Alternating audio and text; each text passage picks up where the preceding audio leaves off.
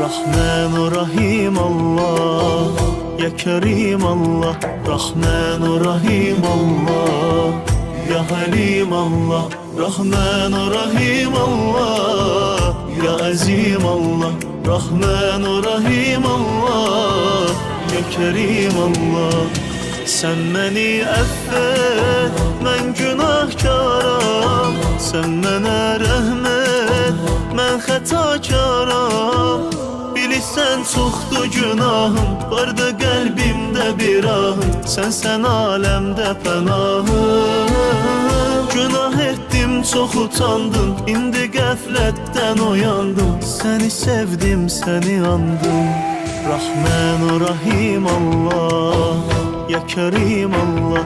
Rahman Rahim Allah, Ya Halim Allah.